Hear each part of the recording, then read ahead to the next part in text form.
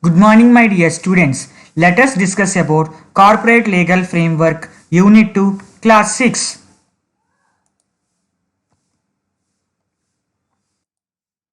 Today's concept is conditions and warranties under Sales of Goods Act 1930.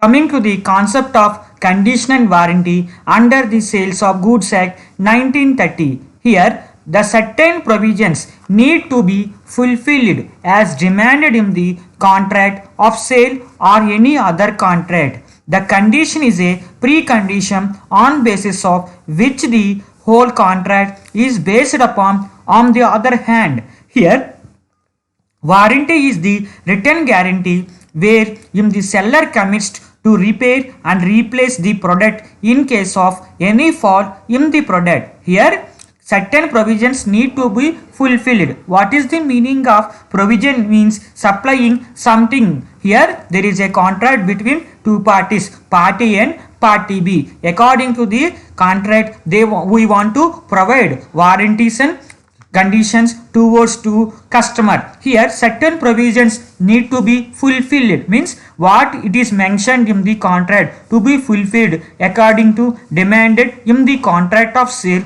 or any other contract, and the condition is a fundamental precondition on the basis of which the whole contract is based upon it. Here, the condition is fundamental thing in the contract. Whole contract is based on that particular condition. So, condition we want to satisfy that condition in the contract. And warranty is a written. Here, warranty is a written. We want to know the difference between warranty and guarantee. Warranty is a time period and guarantee is a repair or replacement of the product. In the case here, we want to know the difference between warranty and guarantee. Warranty is a time period. Coming to the guarantee is a repair or replace of the product, and warranty is a written and guarantee wherein the seller commits to repair the product or replace the product in case of any fault in the product.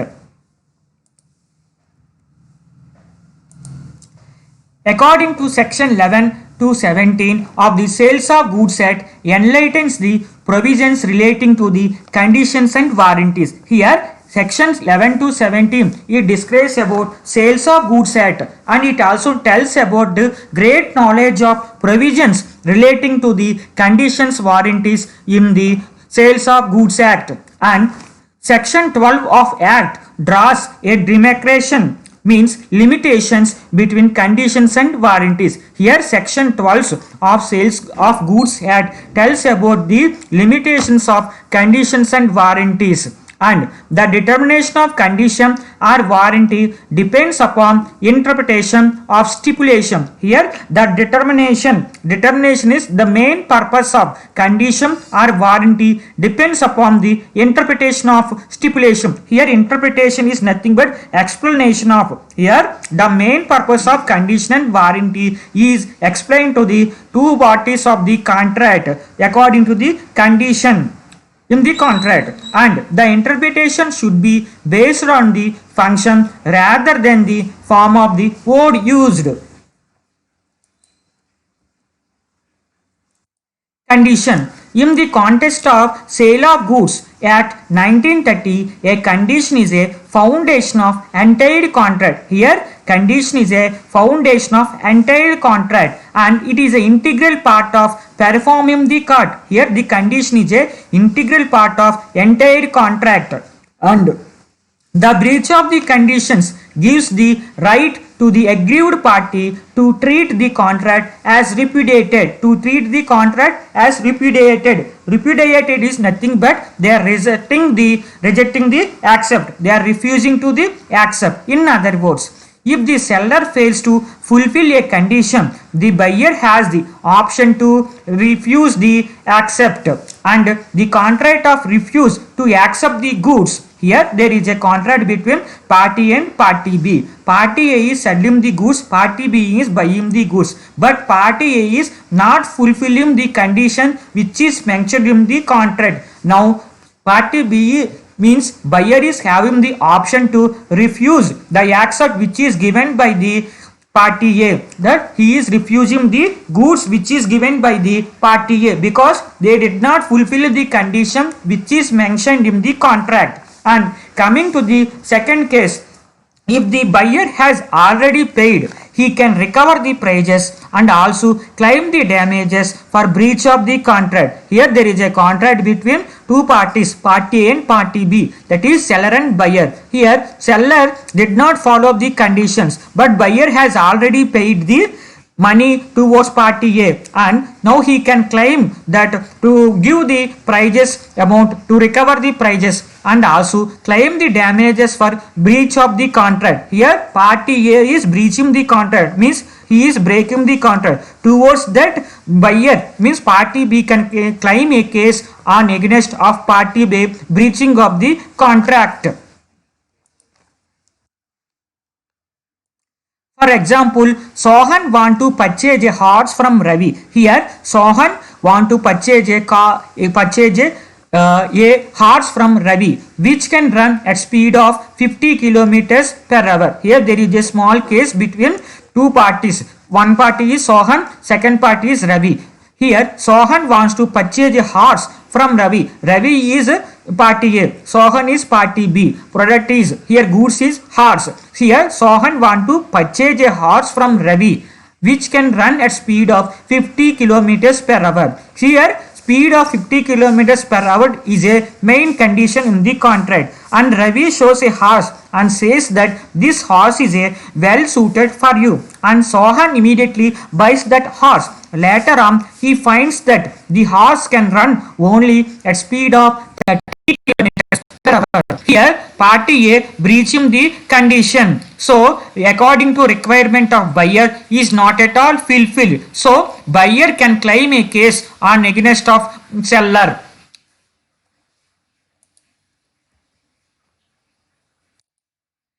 Kinds of condition. Here there are two different kinds of conditions are there. The express condition. The dictionary meaning of term is defined as statement in a legal agreement that says something must be done on exit in the contract. Here express condition means according to dictionary meaning of term is defined as statement in a legal agreement that says something must be done or exit in the contract, and the conditions which are imperative to the functioning of the contract. Here imperative means important of the importance. The condition which are very important of the functioning of the contract are inserted into the contract. The important functions are inserted into the contract, and the will of the both parties are said to be expressed condition. So important functioning is accepted by both parties of the contract is called expressed contracts, and it is called as a expressed conditions. Coming to the impiled condition. Impiled condition is nothing but suggestive conditions. Here impiled condition is a nothing but suggestive conditions. There are several impiled conditions which are assumed by the party in different kinds of contracts of sale. Say for example, the assumption during sale by description or sale by sample. Here say example is there, assumption during sale by description or sale by sample. Coming to the impiled conditions are described in section 14 to 17 of Sales of Goods Act 1930, and unless of otherwise agreed, these impiled conditions are assumed by the parties as if it is incorporated in the contract itself. Let's study these conditions briefly. Impiled conditions as to title. In every contract of sale, the basic and essential impiled conditions on part of seller, and that here in every condition of a sale, the basic and essential impiled conditions on part of seller are that first, he has the title to sell the goods. Here the first impiled condition is that the first he has title to sell the goods, and secondly, in case of agreement to sell, he will have the right to sell the goods at time of performing the contract. First of all, he is having the title to sell the goods, and at the time of performing he will have right to sell the goods, and consequently if the seller has no title to sell the given goods, the buyer may refuse or reject those goods. He is also entitled to recover the full price paid by him. And in Roland Duval in 1923, the part bought a second-hand motor. Here, the party bought a second-hand motor car from the farmer and paid for the same. After 6 months, he was deprived. After 6 months, he was deprived.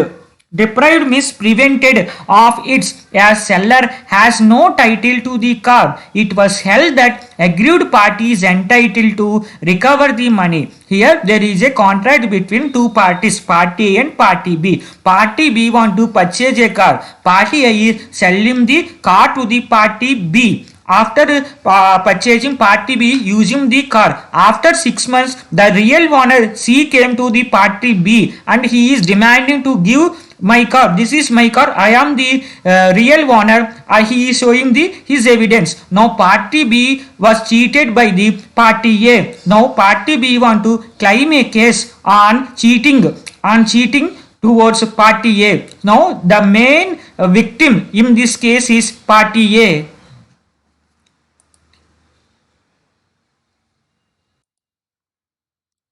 Impiled condition as to description. Here impiled condition as to description. Moving to section 15 of the act. In the contract of sale, there is an impiled condition. Here in the contract of sale, there is an impiled condition that goods should be conformity with description. What is the conformity? Conformity is nothing but rules and law and standards. Here every goods which is presented in the contract should be known about their rules and laws and standards in description manner. The buyer has option to either accept or reject the goods which do not conform with the description of the goods. Here complete details want to tell to customer B means buyer from the seller. Here when the buyer is entering into the contract, he want to know the total information about the contract and the good. Means conformity is telling about rules and laws and standards of goods and contract also. Coming to the example of impiled condition as to description is where Ram buys a new car which he thinks to be new from B. Here Ram buys a new car he thinks to be new from B and the car is not new. Ram cannot reject the car. Referring to section 16 of 2 of given act, goods must be of merchantable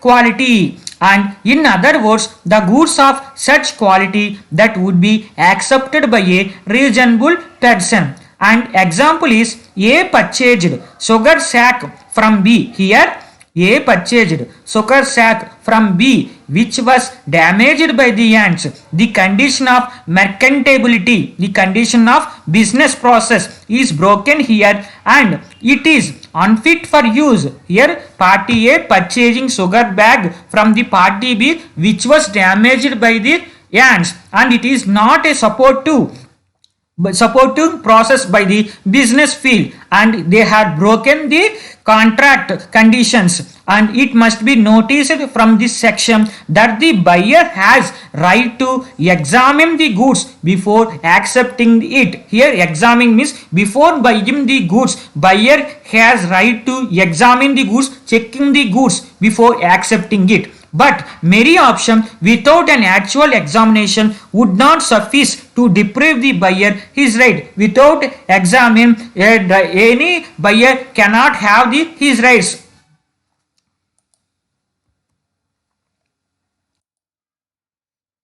If, however, the examination does not reveal the defect, but within a reasonable time period goods are found to be defective, he may be repudiated the contract even if he approves the goods. Here there is a small example.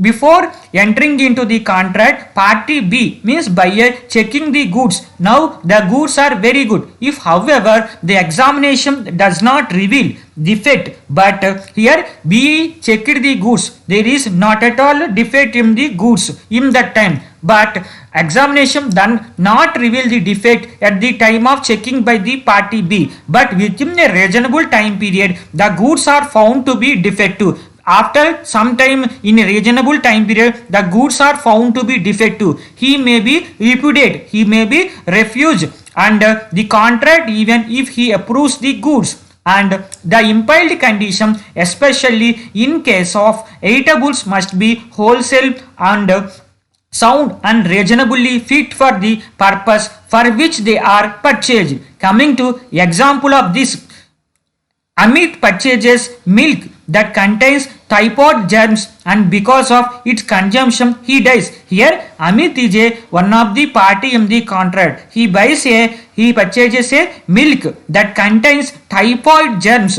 Here typhoid germs was unable to found out by the Amit, even though the customer is selling to the shopkeeper is selling to the customer. Because of its consumption only Amit was died. His wife was claiming the damages because his husband was dead by consuming this type of milk.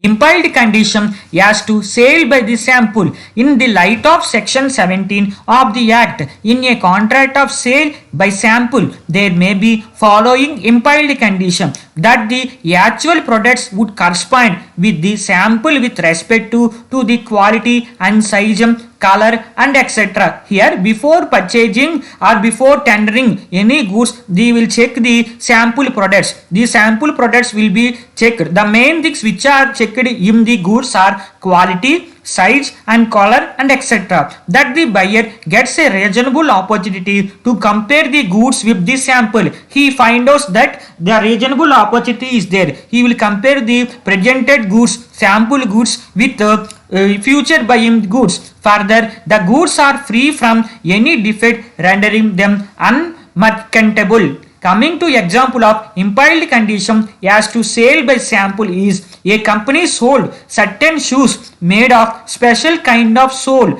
by a sample sale for the French army. Here one contract is between one company to army people. Here a company sold a certain shoes made of special kind of sole by sample sale for the French army. The French army has bought one sample shoe and checked it. Later when the bulk was delivered, it was found that they have, after checking the shoe, they given a bulk order. Later when the bulk was delivered, it was found that there was not made from the same sole. Means they were just cheating. They have shown the sample item a very good quality product, but they have delivered the bulk item towards them is a not a quality product. There is a lot of variation between sample products and actually delivered products. We want to identify this, and the buyer was entitled to refund the prices and damages. Here the buyer was entitled to refund the prices and damages. Here buyer party B is claiming and suing prices and damages are against party B seller.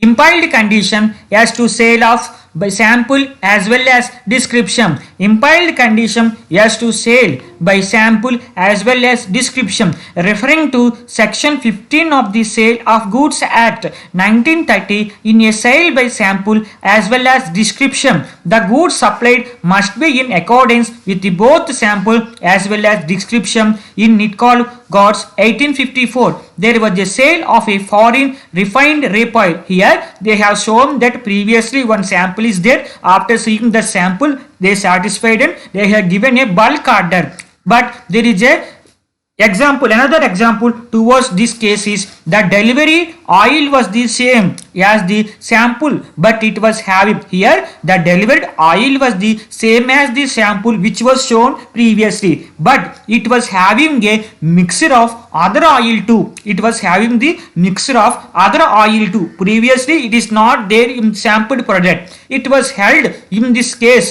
that the seller was liable to refund the amount paid. In this case, seller want to refund the amount paid.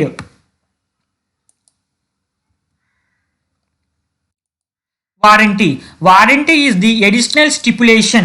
Additional stipulation. What do you mean by stipulation?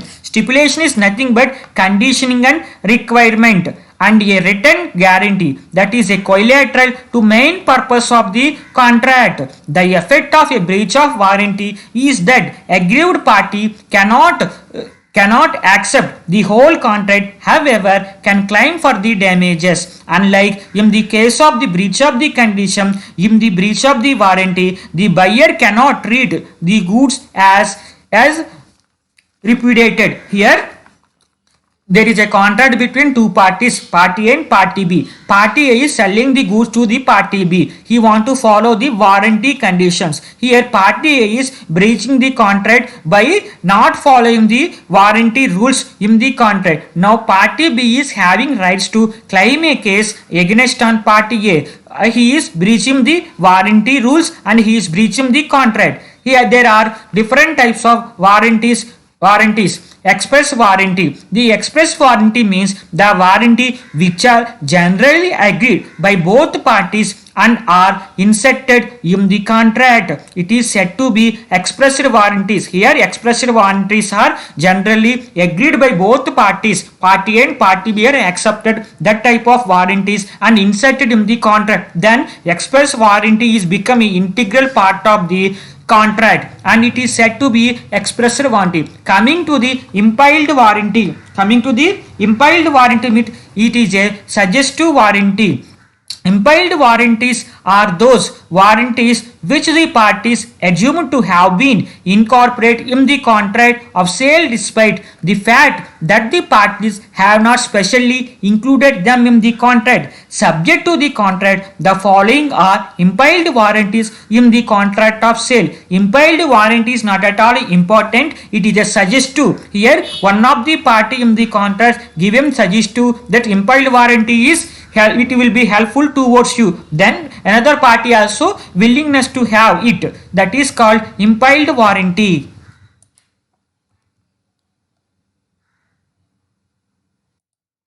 Warranty as to undistributed possession. Warranty as undistributed possession. According to section 14 of 2 of given act provides that there is an impiled warranty that the buyer shall enjoy uninterrupted possession of the goods. According to section 14 of 2 of given act provides that there is an impiled warranty, means suggestive warranty is there, that the buyer shall enjoy the uninterrupted possession of the goods.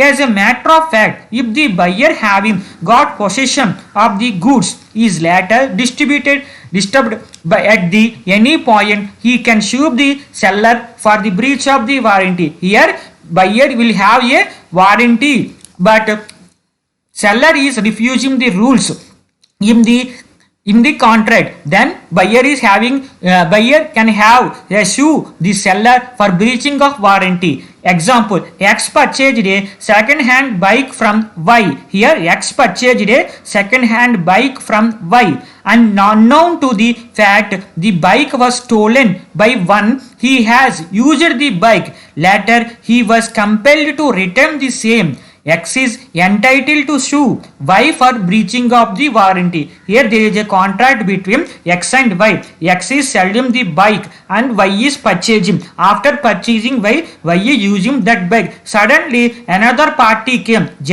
is coming and it is saying that this bike belongs to me. I am the real owner. I am having the proofs. Now Y was understand that he was cheated by the X. Now Y is having right to file a case upon party X.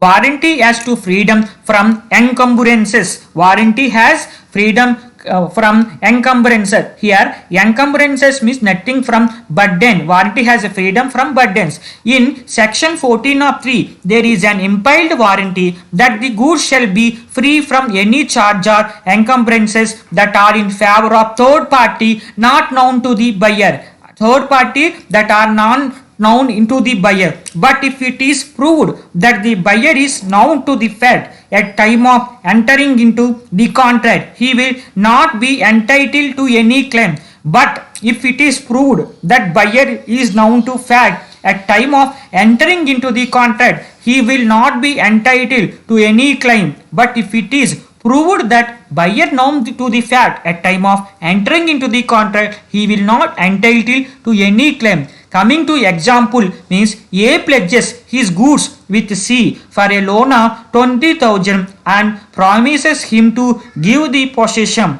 and later on A sells those goods to B. Here B is entitled to claim the damages if he suffers any. Here A brings 20,000 loan from the goods and he asks the some power relating the goods, and later on A want to return those goods to C, but instead of that A is selling those goods to B. B is entitled to claim the damages if he suffers any.